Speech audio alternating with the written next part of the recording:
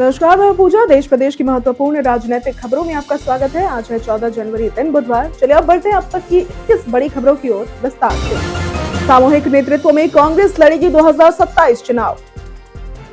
कांग्रेस नेता भूपेश बघेल ने कहा कि 2022 की गलतियों को दोहराया नहीं जाएगा और पार्टी 2027 का विधानसभा चुनाव बिना मुख्यमंत्री चेहरे के सामूहिक नेतृत्व में लड़ेगी। सीएम का फैसला चुनाव के बाद राहुल गांधी और मल्लिकार्जुन खड़गे करेंगे। उन्होंने बताया कि संगठनात्मक सुधारों का असर 2024 लोकसभा चुनाव में दिखा, जब कांग्रेस ने पंजाब में 7 सीटें जीती थी। कांग्रेस मनरेगा की रक्षा के लिए प्रतिबद्ध है। पप्पू यादव के बयानों ने गरमाई राजनीति। बिहार की राजनीति पप्पू यादव के बयानों से गर्मा गई है। उन्होंने समाज, जाति और आरक्षण पर बहस छेड़ते हुए राजपूत, भूमिहार, कोयरी, कुर्मी और दलितों की आपसी शादी की अपील की और 67% आरक्षण की मांग की। इसके अलावा उन्होंने बीजेपी सांसद गिरिराज सिंह की तुलना सुअर से कर दी, जिससे सियासी तनाव तक बढ़ गया। ये बयान सामाजिक न्याय और धर्म पर आक्रामक राजनीति का संकेत है, लेकिन विवाद और तल्खी भी बढ़ा रहे हैं। जल्द ही राम मंदिर जाएंगे राहुल गांधी।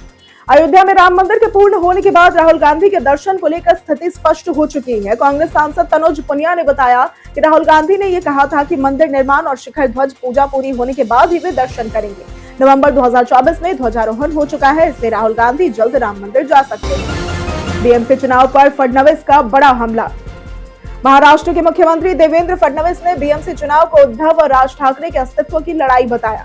उन्होंने मराठी मानुष के मुद्दे को खारिज करते हुए कहा कि महाराष्ट्र में केवल मराठी अनिवार्य है। फडणवीस ने महायुति की जीत का दावा किया। मुंबई के विकास, पारदर्शी शासन, धारावी पुनर्विकास, नए हवाई अड्डों और बुनियादी ढांचे के विस्तार का वादा किया। केरल में भाजपा की बड़ी राजनीतिक तैयारी।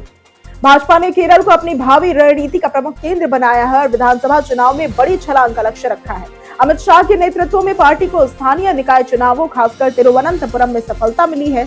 एनडीए का वोट शेयर लगातार बढ़ा है, हालांकि सीटों में तब्दील नहीं हुआ। भाजपा विकास, सबरीमाला जैसे मुद्दों और ओबीसी झज्जर समुदाय पर फोकस कर रही है। आईपैक को लेकर भाजपा का हमला। भाजपा ने आरोप लगाया कि कोलकाता में ईडी छापेमारी के दौरान ममता बनर्जी द्वारा आईपैक परिसर से फाइलें ले जाना संदिग्ध था और इससे तृणमूल के गुप्त धन व कोयला घोटाले से संबंधों पर सवाल उठ रहे हैं। रविशंकर प्रसाद ने यह कहा कि बंगाल पुलिस ममता की कठपुतली बन गई है। उन्होंने दावा किया कि डर के कारण ममता घबराई हुई हैं और आगे और खुलासे होंगे। डीएमके ने सत्ता साझा करने से किया इनकार। डीएमके ने तमिलनाडु में सत्ता साझा करने की अटकलों को खारिज करते हुए स्पष्ट किया है कि राज्य में गठबंधन सरकार की कोई संभावना नहीं है। वरिष्ठ नेता आई पेरियासामी ने कहा कि मुख्यमंत्री एमके स्टालिन सहयोगी दलों इंक्लूडिंग कांग्रेस के साथ सत्ता साझा करने के पक्ष में नहीं है। डीएमके का रुख ऐतिहासिक रूप से स्पष्ट रहा है कि वो अकेले शासन करती है, जबकि सहयोगी दलों को केवल बाहरी समर्थन की भूमिका दी जाती है। अमित शाह का केरल में भाजपा जोर।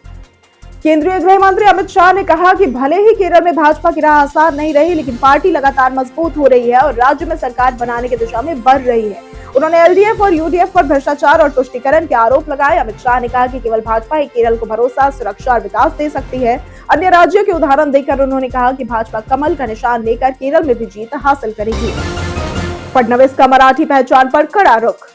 महाराष्ट्र के सीएम देवेंद्र फडणवीस ने बीएमसी चुनाव से पहले मराठी पहचान पर जोर दिया और कहा कि मराठी समुदाय खतरे में नहीं है, बल्कि कुछ राजनीतिक ताकतें संकट में हैं। उन्होंने बताया कि स्कूलों में हिंदी और अंग्रेजी पढ़ाने का फैसला उद्धव ठाकरे सरकार के समय हुआ था।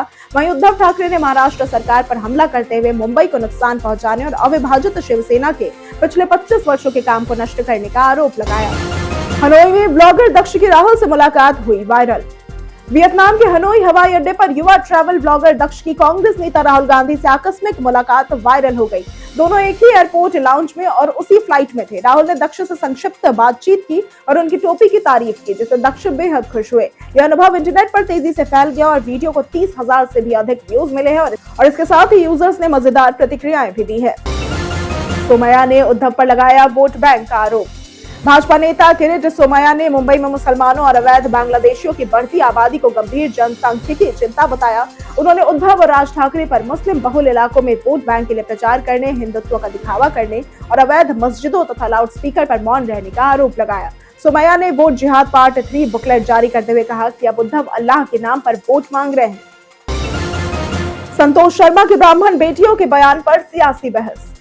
मध्य प्रदेश के पूर्व मुख्यमंत्री दिग्विजय सिंह ने आईएएस अधिकारी संतोष वर्मा के विवादित बयान का बचाव किया है, जिसमें उन्होंने ब्राह्मण बेटियों के संदर्भ में आपत्तिजनक टिप्पणी की थी। दिग्विजय ने कहा कि बयान के संदर्भ को समझना जरूरी है और ये देखा जाना चाहिए कि अनुसूचित जाति व जनजाति में ऐसी भावना क्यों है। ये कांग्रेस के रुख के खिलाफ है, क्योंकि पार्टी ने कहा था कि सरकार को कार्रवाई करनी चाहिए। राज ठाकरे का अन्नामलाई पर तीखा वार। शिवसेना, यूबीटी और मनसे के संयुक्त रैली में राज ठाकरे ने तमिलनाडु भाजपा नेता अन्नामलाई पर अभद्र टिप्पणी करते हुए शिवसेना का 60 साल पुराना नारा बजाओ पुंगी भगाओ लुंगी याद दिलाया। अन्नामलाई ने मुंबई आने की चुनौती दी और धमकियों को नकारा। मुख्यमंत्री फडणवीस ने इसे गंभीरता से न लेने की सलाह दी और कहा कि अन्नामलाई का मकसद मुंबई के अंतर्राष्ट्रीय महत्व को बताना था, महाराष्ट्र विरोध नहीं। प्रधानमंत्री मोदी का युवा शक्ति पर भरोसा।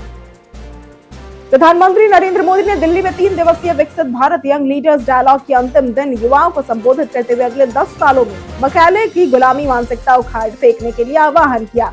उन्होंने युवाओं की क्रिएटिविटी और स्टार्टअप्स में भागीदारी की सराहना की, रिफॉर्म एक्सप्रेस से खुली संभावनाओं का उल्लेख किया और हर राज्य से अपने युवाओं की डायलॉग आयोजित करने की सलाह दी। विवेकानंद के विचारों को युवा प्रेरणा का स्रोत बताया। मणिशंकर अय्यर का हिंदुत्व बयान पर बढ़ा विवाद। कांग्रेस के वरिष्ठ नेता मणिशंकर अय्यर के हिंदू धर्म और हिंदुत्व पर विवादित बयान ने राजनीतिक हलचल मचा दी है। उन्होंने कहा कि हिंदुत्व हिंदू धर्म का विकृत रूप है और ये राजनीतिक विचारधारा है, जबकि हिंदू धर्म आध्यात्मिक है। भाजपा नेताओं ने उनकी आलोचना करते हुए उन्हें औपनिवेशिक मानसिकता वाला बताया और कांग्रेस पर हिंदू विरोधी होने का आरोप लगाया। कई नेताओं ने अय्यर से माफी की भी मांग की है। बीजेपी अध्यक्ष चुनाव में नितिन नवीन आगे। बीजेपी अध्यक्ष का चुनाव 19 से 20 जनवरी को होगा। 19 का नामांकन और 20 को मतदान होगा। नितिन नवीन इस रेस में सबसे आगे हैं और चुने जाने पर सबसे युवा राष्ट्रीय अध्यक्ष भी होंगे। उनका कार्यकाल जनवरी 2029 तक रहेगा। वे बिहार में सड़क निर्माण मंत्री हैं और 5 बार विधायक भी बने हैं। पार्टी ने 29 राज्यों में आंतरिक चुनाव पूरा किया है। चुनाव में नामांकन, वोटिंग और बैलेट काउंटिंग होती है। अध्यक्ष 2 लगातार कार्यकाल तक रह सकता है। तेलंगाना में ट्रांसजेंडरों को मिलेगा प्रतिनिधित्व। तेलंगाना के मुख्यमंत्री ए रेवंत रेड्डी ने नगर निगम चुनावों में प्रत्येक निगम में कम से कम एक ट्रांसजेंडर व्यक्ति को ऑप्शन सदस्य के रूप में नामित करने का प्रस्ताव रखा है। इसका उद्देश्य ट्रांसजेंडर समुदाय को मुख्यधारा की राजनीति और प्रशासन में सीधी भागीदारी देना है। मुख्यमंत्री ने इसे सम्मान और समान अवसर प्रदान करने वाला कदम बताया, जिससे उनके जीवन स्तर में सुधार और मनोबल बढ़ेगा। प्रस्ताव कैबिनेट में चर्चा के लिए रखा जाएगा। दिग्विजय सिंह तीसरी बार नहीं जाएंगे राज्यसभा। मध्य प्रदेश के पूर्व मुख्यमंत्री दिग्विजय सिंह का राज्यसभा कार्यकाल 9 अप्रैल को समाप्त हो रहा है और वे तीसरी बार सांसद नहीं होंगे। उन्होंने पार्टी को एमपी में विधानसभा चुनाव 2028 तक सक्रिय रहने की जानकारी दी है। राज्यसभा सीट को लेकर कांग्रेस में खींचतान शुरू हो गई है, जिसमें अनुसूचित जाति प्रतिनिधित्व की मांग उठी है। दिग्विजय पहले ही दिल्ली में संगठन सुधार और जमीनी मजबूती पर प्रेजेंटेशन दे चुके हैं। राज्यसभा रेस में कमलनाथ, जीतू पटवारी, अरुण यादव, कमलेश्वर पटेल और मीनाक्षी नटराजन शामिल है।